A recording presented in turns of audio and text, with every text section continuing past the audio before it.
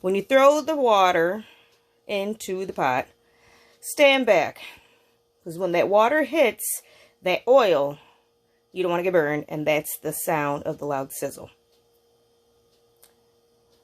Ten mucho cuidado cuando está echando el arroz con el agua en el caldero, que no te quemes. Ahora, el corned beef. Yo no entiendo por qué no se pone corned beef en un lata regular, porque yo no puedo con esa llave. And as you can see, I had to use the can opener. I mean, I even followed the directions on the side of the can, but nevertheless, there we go. Here I have my oil with my achota seeds. And I would show you the seeds, but to be quite honest, I'm a little afraid to look in my cabinet. I'm afraid of what might jump out at me. So I put the achota seeds in with oil, and you burn it on the stove so that the seeds will let out their color. And once my corned beef gets going, then I'll add a little bit of that achota oil in to my corned beef for the color. But for now, I'm going to get going on my potatoes. Alright, my water is almost boiled out. And I'm getting ready to prepare the corned beef, which I didn't use the whole can. I used about maybe 3/4 of. So, if you hear that, that's the sound letting you know that it's almost boiled out, that you can turn your rice, mound it, and turn the fire down and just let it go.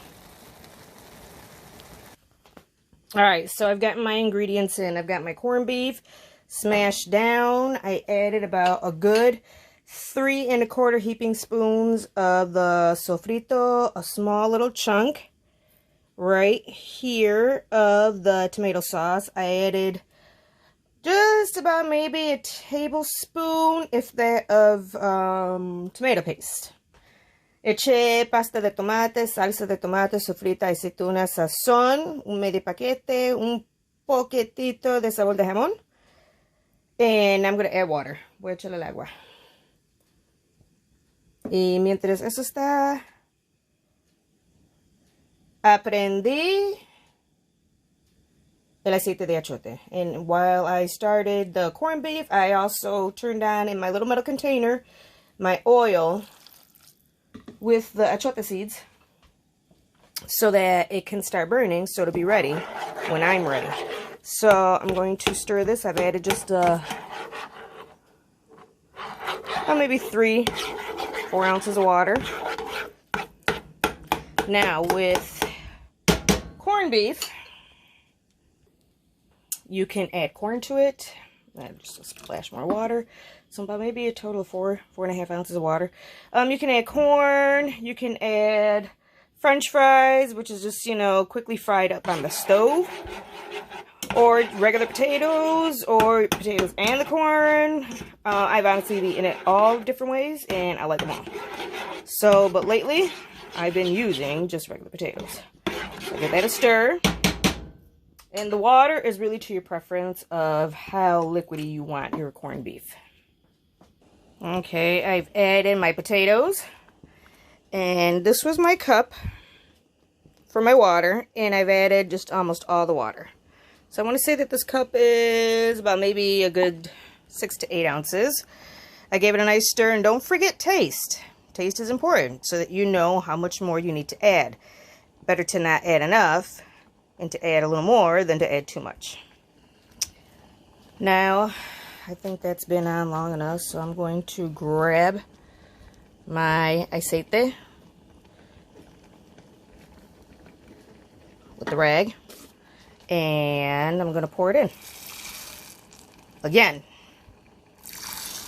that's pretty much when you know. So I've added.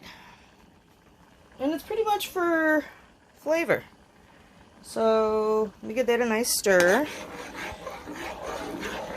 Or color rather than flavor. You want your corned beef to be a pretty orange color. Don't forget the taste. Ya le eché al achote. Y vamos a esperar. That's what it looks like right now. And I'm just going to turn the fire down a little bit.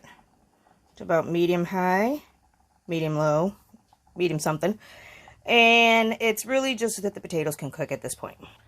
So, el achote I don't know, maybe a tablespoon or two. Como dos cucharas, no cucharitas, del aceite de achote. And todo es a tu preferencia. It's all to your preference. So, trial and error. That's how I learned. Now we just wait for everything to finish cooking and we will be back with the final product.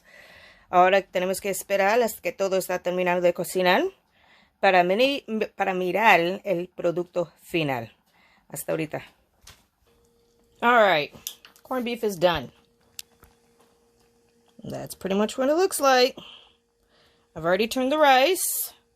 So we are just waiting for that to finish. And my cena is done.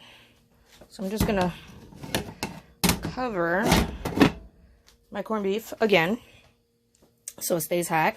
Because honestly, it's 5:09. It's early for my house. So I'm going to take the time and show you guys.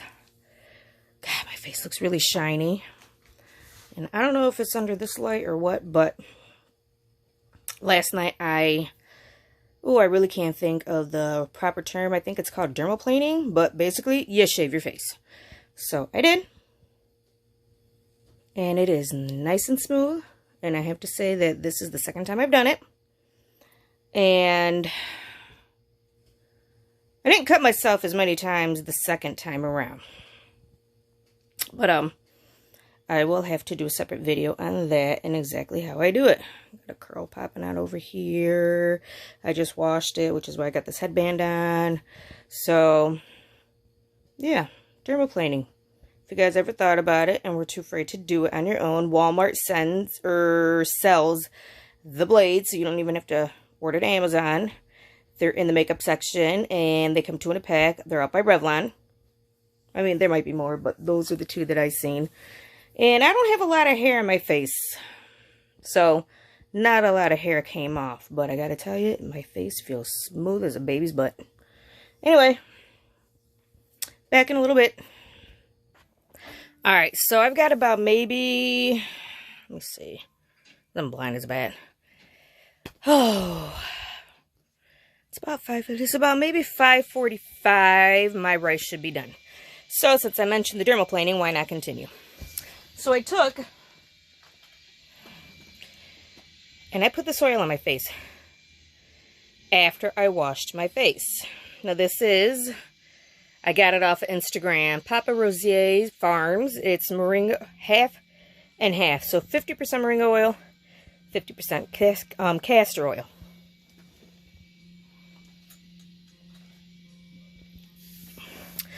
Okay, so I put it on a very clean face, patted it dry. Here is what I was telling you about. And there you go. They're out by Revlon.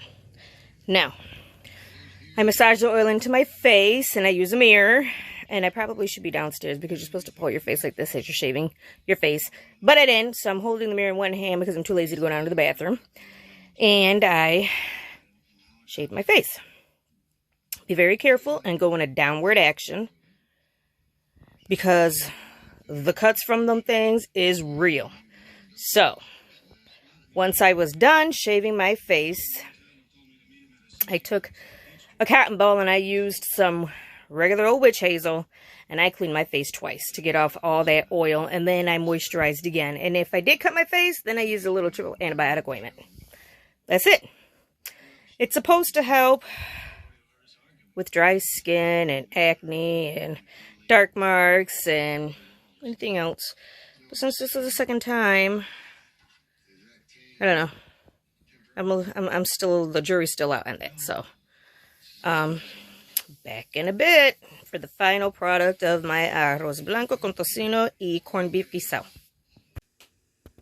Okay, guys, here is the finished product. Arroz blanco con tocino y corned beef guisao. Couple of points that I would like to make about the rice is I used about 1.5 cans. Usually I make 2, but I did 1.5 cans.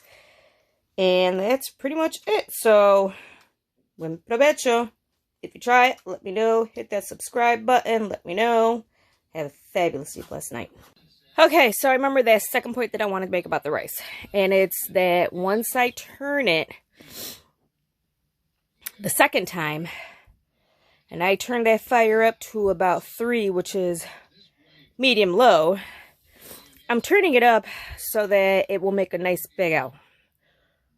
The crunchy part of the rice, it's the bottom of the pot that a lot of people like. So, for it to make a really good big out, that's why I turn it up. Hope you enjoyed the video.